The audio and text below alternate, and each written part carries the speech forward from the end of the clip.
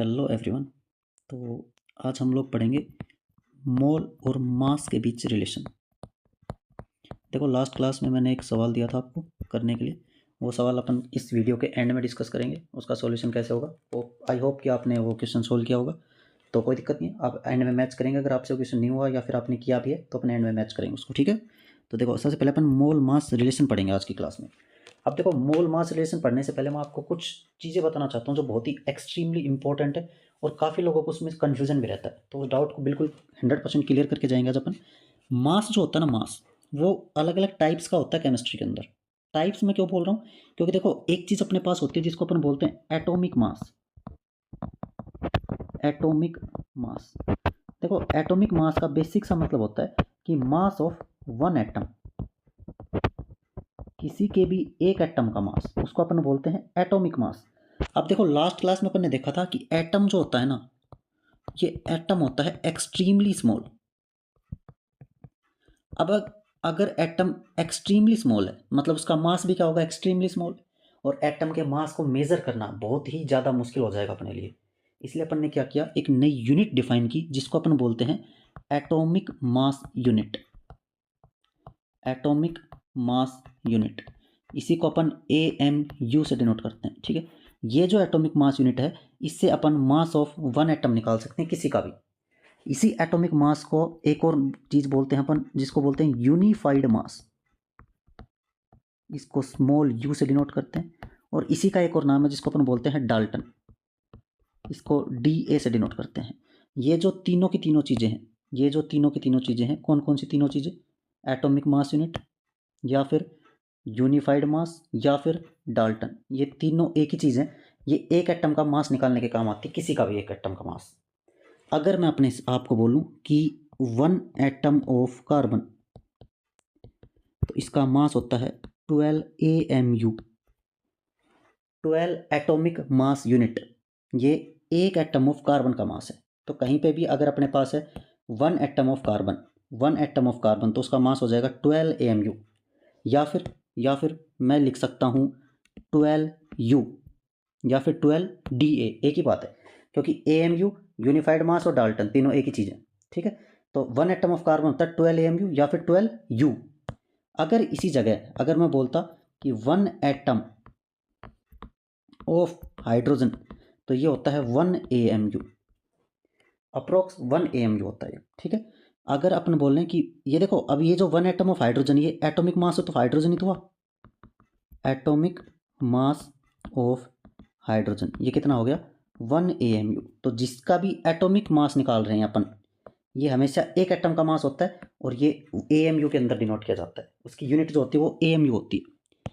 अब दूसरा जो टाइप का मास होता है, देखो अगर अपन एटॉमिक मास निकाल रहे हैं तो अपन मोलिकुलर मास भी निकालेंगे। ये तो सिंपल सी चीज़ है कि एटॉमिक मास निकाला है तो मोलिकुलर मास भी निकालेंगे। मोलिकुलर मास का मतलब मास ऑफ वन मोलिक्यूल हो जाएगा।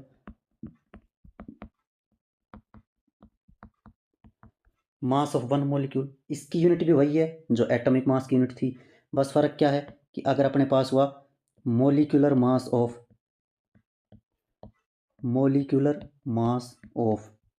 H2O, तो ये कैसे आएगा, ये आएगा 2 times atomic mass of hydrogen plus atomic mass of oxygen. जितने भी एटम्स थे टोटल, उन सब के मास को ऐड कर देंगे। तो देखो 2 into atomic mass of hydrogen कितना, 1 AMU, प्लस ऑक्सीजन का कितना, 16 AMU, तो ये टोटल हो गया 18 AMU। मतलब molecular mass of H2O, molecular mass of H2O होता है 18 AMU। अगर इसी की जगह मैं बोलूं कि ग्राम एटॉमिक मास, देखो कंफ्यूज होने की कोई ज़रूरत है ही नहीं, बिल्कुल ही सिंपल चीज़ है। सिंपल सा फ़र्क है बस कि ये जो एटॉमिक मास है ये एक एटम का मास था। ये जो ग्राम एटॉमिक मास है ये होता है mass of one mole atoms. One mole atoms का मतलब कितना, Na एटम्स। अगर एक एटम के मास को अपन Na एटम्स के मास से रिप्लेस कर दें तो उसको अपन बोलते हैं क्या, ग्राम एटॉमिक मास। देखो एटॉमिक मास मतलब mass of one atom. Gram atomic mass मतलब मास ऑफ Na एटम्स। इसका मतलब अगर ग्राम एटॉमिक मास को मैं डिफाइन करना चाहूँ तो ये होता है atomic mass expressed in grams, बस और कुछ भी नहीं है। अपन ने क्या किया कि अगर अपने से कोई पूछे gram atomic mass of carbon, तो AMU हटाया, ग्राम लगा दिया, बस और कुछ करना ही नहीं है। अगर अपने से कोई पूछे कि बताओ भाई साहब gram atomic mass of hydrogen, AMU हटाया, ग्राम लगा दिया। अगर अपने से कोई पूछे gram atomic mass of oxygen, AMU हटाया, ग्राम लगा दिया। क्यों लगा दिया? क्योंकि एक एटम का मास AMU में निकालते हैं और एक मोल एटम्स का मास वो निकलेगा ग्राम के अंदर। देखो एक बात क्लियर समझ लो अपने दिमाग में, एक एटम का जो मास होता है ना वो कभी भी 12 ग्राम नहीं हो सकता, किसी भी हालत में नहीं हो सकता भाई साहब, क्योंकि एटम एक्सट्रीमली स्मॉल है, उसका मास 12 ग्राम हो ही नहीं सकता किसी हालत में। आप खुद ही सोचो ना, एक एटम ऑफ कार्बन 12 ग्राम का कैसे हो सकता है? नहीं हो सकता। तो ये होता है कितना? 12 AMU का। अब AMU क्या होता है? AMU जो होता है ना वो ग्राम के से बहुत ही छोटा होता है। कितना छोटा होता है मैं बताता हूँ। एक AMU जो होता है वो होता है 1.66 इंटू 10⁻⁻24 ग्राम के लगभग। देखो अगर अपन देखें तो ये जो वैल्यू है ना ये बहुत ही छोटी वैल्यू है। 1 ग्राम से इतना ज़्यादा कम है। देखो 10⁻24 ग्राम लेना पड़ेगा तब जाके एक AMU बनेगा, और 10⁻24 का मतलब है 0.0000 करके 24 जीरो आएंगे, मतलब 23 के आसपास जीरो आएंगे, तब जाके एक AMU बनेगा अपने पास। तो अपन ये बोल सकते हैं कि एक एटम का मास बहुत ही छोटा होता है। और इस रिलेशन को आप डायरेक्ट याद रख सकते हो, 1 AMU और ग्राम के बीच का रिलेशन। इससे भी कभी कभी क्वेश्चन डायरेक्ट आ सकता है। ठीक है, तो देखो अगर अपने को ये पता चल गया कि ग्राम एटॉमिक मास का मतलब होता है atomic mass expressed in grams, बस यूनिट का फ़र्क है। और क्या फ़र्क है कि ये होता है एक मोल एटम्स का मास, और ग्राम एटॉमिक मास की जगह अगर एटॉमिक मास ले रखा है तो यह है एक एटम का मास केवल। ये अगर पता चल गया तो आप मेरे को एक चीज़ बता दो सिंपल सी, कि ग्राम मोलिकुलर मास क्या हो जाएगा? ग्राम मोलिकुलर मास ये क्या हो जाएगा भाई साहब? ग्राम मोलिकुलर मास का मतलब है mass of 1 mole molecules. Molecules का एक मोल लेना है, मतलब Na मोलिक्यूल्स लेने हैं, उन सब का जो मास होगा उसको बोलेंगे ग्राम मोलिकुलर मास। सिंपल सा example, gram molecular mass of पानी कितना होगा? 18, AMU हटाएंगे, ग्राम लगा देंगे। मतलब अगर अपने से कोई पूछे कि डेफिनेशन बताओ आप तो हमें तो अपन क्या बोलेंगे? ग्राम मोलिकुलर मास है molecular mass expressed in grams, बस यही करना है। अगर अपने को कोई बोले कि gram molecular mass of methane CH4 बताओ, तो ये कितना हो जाएगा? 12 कार्बन का और 4 हाइड्रोजन का, कितना? 4, तो ये हो गया 16 ग्राम। सही बात है। एक चीज़ और आती है सिंपल, जिसको बहुत सारे लोग इग्नोर कर देते हैं बेचारे को, पता नहीं क्यों, और फिर जैसे ही उसका सवाल आता है तो अपन फंस जाते हैं। उसको अपन बोलते हैं रिलेटिव एटॉमिक मास। रिलेटिव एटॉमिक मास, इसको RAM भी बोला जाता है। रिलेटिव एटॉमिक मास का मतलब ये है किसके रिलेटिव में निकाल रहे हैं अपन? तो ये अपन निकाल रहे हैं एक AMU के रिलेटिव में। ये अपने को ये बताता है कि it tells us how many times an atom is heavier than 1 AMU। मतलब एक AMU के कंपैरिजन में एक एटम कितना भारी है। मतलब क्या हुआ? सिंपल बिल्कुल क्लियर भाषा में बताता हूँ कि अगर अपने पास relative atomic mass of carbon निकालना है अपने को, तो क्या करेंगे? कार्बन का atomic mass 12 AMU divide by 1 AMU। एक AMU से कितना टाइम्स भारी है कार्बन का मास? 12 टाइम्स। सिंपल चीज़। कैसे पता चला? AMU से AMU खत्म, क्या बचा? 12। तो इसका मतलब 12 जो है ना ये रिलेटिव एटॉमिक मास है किसका? कार्बन का। यूनिट लेस होता है। क्या होता है? Relative atomic mass unit less quantity है। क्वेश्चन आ सकता है असर्शन रीजन में कि रिलेटिव एटॉमिक मास यूनिटलेस क्वांटिटी होती है, ठीक है। अगर अपने को बताना है कि relative atomic mass of hydrogen, तो 1 AMU डिवाइड बाई 1 AMU कितना आया 1। अगर अपने को बताना है relative atomic mass of oxygen 16 AMU 1 AMU से कितना टाइम्स भारी है, 16 गुना भारी है, तो 16 आ गया बस। अब देखो ये जो मैंने मास के टाइप्स बताए हैं, अपन चलते हैं अपने मेन टॉपिक के ऊपर। जो मेन टॉपिक अपना था क्या, मोल मास रिलेशन। मोल मास रिलेशन, इसके लिए अपने को दो चीज़ें काम आएंगी, ग्राम एटॉमिक मास और ग्राम मोलिकुलर मास। अगर ये दोनों क्लियर हो चुके हैं तो अब अपन जाते हैं अपने टॉपिक के ऊपर, मेन टॉपिक के ऊपर, जो अपना है क्या, मोल मास रिलेशन। अगर किसी भी चीज़ का 1 मोल प्रेजेंट अपने पास, उसके अंदर कितना मास होगा, जितना उसका मोलर मास है। देखो मोलर मास का मतलब ही होता है मास ऑफ 1 मोल, ठीक है, मास ऑफ 1 मोल। तो मोलर मास जो होता है वो बेसिकली दो टाइप का होता है अपने पास। एक अपने पास होता है ग्राम एटॉमिक मास, एक अपने पास होता है ग्राम मोलिकुलर मास। जो दोनों चीज़ अभी अपन देख चुके हैं वही सेम चीज़। मतलब अगर अपने पास 1 मोल ऑफ कार्बन है तो अपने पास कितना मास आएगा, जितना उसका ग्राम एटॉमिक मास होता है। मतलब मैं ये लिख सकता हूँ gram atomic mass of carbon, जो कि होता है 12 ग्राम। अगर अपने पास है 1 मोल ऑफ हाइड्रोजन तो ये होगा gram atomic mass of hydrogen के बराबर, मतलब 1 ग्राम। अगर अपने पास आ जाए 1 मोल ऑफ CO2 तो यह आएगा gram molecular mass of CO2 के बराबर। और CO2 का मोलिकुलर मास क्या होगा, देखो मोलिकुलर क्यों लिया इस बार अपन ने, क्योंकि CO2 एक मोलिक्यूल होता है, इसलिए मोलिकुलर मास लेना पड़ेगा। और मोलिकुलर मास CO2 का कितना हो गया, 12 प्लस 2 इंटू 16। इसको जब सोल्व करोगे तो ये आएगा 44 ग्राम। मतलब 1 मोल CO2 के अंदर 44 ग्राम मास होता है, तो ये मोलर मास है। सिंपल चीज़ है। मतलब फिर से अपने पास एक रिलेशन बन गया है, कौन सा रिलेशन, ये रहा। देखो 2 डब्बे बता चुका हूँ अब तक मैं आपको।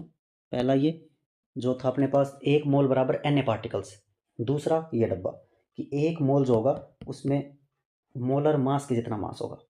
अब इससे क्या फ़ायदा है, देखो अगर अपने से कोई पूछे एग्जाम्पल कि भाई साहब अपने पास 50 मोल थे, किसके, 50 मोल ऑफ हीलियम थे, मास बताओ। अब क्या करें, मोल दे रखा है और मास पूछा है, तो मोल और मास का रिलेशन ढूंढेंगे। ये रहा मोल और मास का रिलेशन। तो क्या करेंगे, 1 मोल ऑफ हीलियम बराबर कितना, जितना उसका ग्राम एटॉमिक मास होता है ऑफ हीलियम। देखो बार बार ये लिखने की जरूरत नहीं कि gram atomic mass of helium, मैं बस आपको समझा रहा हूँ इसलिए लिख रहा हूँ। बाकी आप डायरेक्ट लिख सकते हो 4 gram of helium. 1 mole helium में 4 ग्राम होता है, तो 50 मोल ऑफ हीलियम में कितना हो जाएगा, 50 इंटू 4 मतलब 200 ग्राम हो जाएगा। आ चुका है आंसर कितना, 200 ग्राम्स। तो मोल और मास में रिलेशन अगर पता है तो जितने भी मोल थे अपन मास निकाल सकते हैं। अगर इसी का उल्टा कर दे, उल्टा बोले तो ऐसे 3.2 gram of methane, number of moles बताओ। अब क्या करें जी, इस बार उसने नंबर ऑफ मोल्स पूछ लिया। देखो जिसको निकालना है ना उसको राइट साइड में रखना है। राइट साइड का मतलब क्या है कि अगर अपन बोलने की 1 मोल ऑफ CH4, इसमें मास होता है 16 ग्राम, जो इसका ग्राम मोलिकुलर मास होता है। पर निकालने तो नंबर ऑफ मोल्स हैं अपने को, लेकिन फॉर्मूले में नंबर ऑफ मोल्स आ रहा है लेफ्ट में, तो इक्वेशन को जस्ट पलट देंगे, इसको इधर ले जाएंगे, इसको इधर ले जाएंगे। कैसे, ऐसे 16 gram of CH4 equals to 1 mole of CH4, ऐसे लिख देंगे। 16 ग्राम में 1 मोल है तो 1 ग्राम में कितना होगा, ये तो दूसरी क्लास का बच्चा भी बता देगा जी, 1/16। तो 3.2 ग्राम ऑफ CH4 में कितना होगा, simple unitary method, 1/16 into 3.2, answer आ चुका है 0.2 मोल ऑफ CH4। मोल दिया था, ये रहा मोल, देखो मोल दिया था, मास निकाल दिया, ये आ गया। मास दिया, मोल निकालना था, मोल से भी निकल गया जी। किससे निकला, इससे निकला, किससे, इस धातु से। देखो अगर मैं तुम्हें जुगाड़ बता दूं तो कैसा रहे, बोलोगे मज़ा आ जाएगा। तो देखिए जुगाड़ बताता हूँ, सेकंड मेथड।